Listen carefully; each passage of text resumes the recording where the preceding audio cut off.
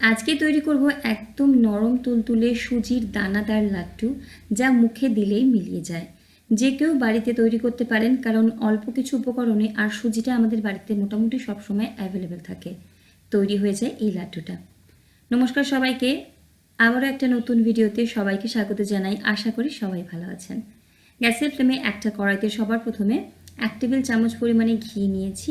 ঘিতে করলেই যে কোনো মিষ্টি লাড্ডু খেতে ভালো হয়, তবে চাইলে সাদা তেলেও করতে পারেন।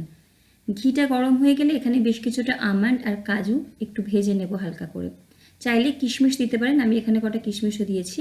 নিজেদের পছন্দ মতো যে কোনো রকম বাদামের ব্যবহার করতে পারেন। হালকা কালার চেঞ্জ হয়ে গেলে তুলে সাইডে রেখে দিচ্ছি বাদাম আর কিশমিশকে। আরও এখানে 1 চামচ পরিমাণে ঘি দিচ্ছি। দেখতেই পাচ্ছেন ঘিটা কিন্তু গরম। গ্যাসের ফ্লেমটা একদম লোতে করে দেবো। আর বাড়িতে থাকা একটা ছোট কাঁচের বাটির 1 বাটি পরিমাণে সুজি নিচ্ছি। এখানে মোটামুটি ওই 100 গ্রাম পরিমাণে কিন্তু সুজি আছে, মেজারমেন্ট কাপের হাফ কাপ। তো সেই সুজিটা আমি এখানে দিচ্ছি আর একদম লোতেই রেখে দেবো। আর সঙ্গে সঙ্গে কিন্তু সুজিটাকে নাড়াচাড়া করতে হবে। 3 থেকে 4 মিনিট গ্যাসের ফ্লেমটা লোতে করে নিয়ে আমাদের সুজিটাকে হালকা করে একটু রোস্ট করে নিতে হবে, যতক্ষণ না সুজির কাঁচা গন্ধ চলে যাচ্ছে।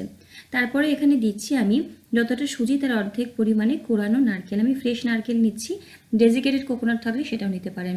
গ্যাসের ফ্লেমটা লোতেই রাখবো আরও 3 থেকে 4 মিনিট, যতক্ষণ না নারকেলটা বেশ ঝুরঝুরে হয়ে যাচ্ছে, নারকেলের ময়েশ্চারটা চলে যাচ্ছে, ততক্ষণ কিন্তু আমি নাড়াচাড়া করতে থাকবো। তারপরে এখানে দিয়ে দিলাম 2 টেবিল চামচ পরিমাণে খোয়া ক্ষীর। আমার কাছে এই সময় ছিল তাই দিচ্ছি। খোয়া ক্ষীরটা টুকরো করে দিয়েছি। খোয়া ক্ষীরের বদলে গুঁড়ো দুধ দিতে পারেন। দেখুন খোয়া ক্ষীরটাও কিন্তু বেশ খানিকটা আমি লো ফ্লেমে রেখেই ভালো মতো মিশিয়ে নিয়েছি। এবারে এখানে আমি হাফ কাপ পরিমাণে লিকুইড দুধ নিয়েছি, কিন্তু দুধটা আমি কিন্তু একবারে দেবো না। একবারে দিলে সুজিটা একসাথে ফুলে যাবে, দলা পাকিয়ে যাবে। আমরা কিন্তু অল্প অল্প করে দেবো আর এভাবেই নাড়াচাড়া করতে থাকবো। হাফ কাপ দুধ 2 থেকে 3 বারে। হাফ কাপ দুধ বলতে মেজারমেন্ট কাপের হাফ কাপ বলছি।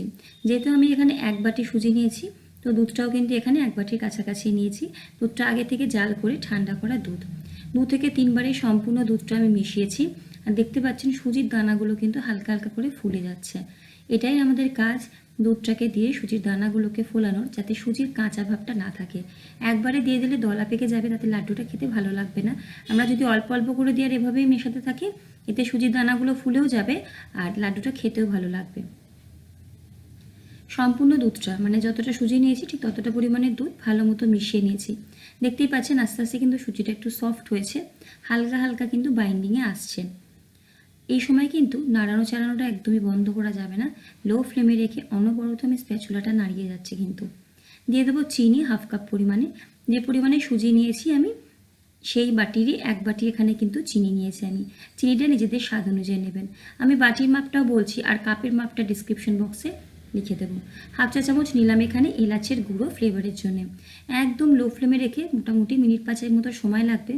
দেখবেন চিনিটা আস্তে আস্তে ভালো মতো মিশ্রণটার সাথে মিশে যাচ্ছে আর সুজির এই মিশ্রণটা একটা বাইন্ডিংয়ে চলে আসছে।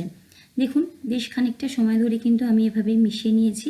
চিনির দানাগুলো কিন্তু এখন একটু হালকা হালকা বোঝা যাচ্ছে। আরও মিনিট 2 মতো রান্না করলে কিন্তু চিনিটা ভালো মতো মিশে যাবে।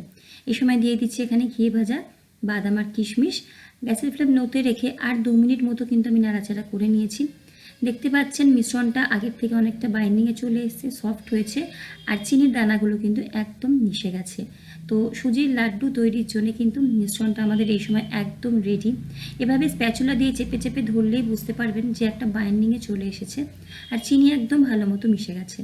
গ্যাসের ফ্লেম বন্ধ করে একটা থালার মধ্যে ঢেলে নেব। লাড্ডুগুলো আমাদের কিন্তু একটু গরম গরম অবস্থাতেই বানাতে হবে, কিন্তু একদম ধোয়া ওঠা গরমটাকে একটু কমিয়ে নেব। ধোয়াটা গরমটা কমে গেলে হাতে একটু ঘি মেখে নিয়ে অল্প অল্প করে মিশ্রণ নেব আর প্রত্যেকটা মিশ্রণে একটা করে কাজু নেব।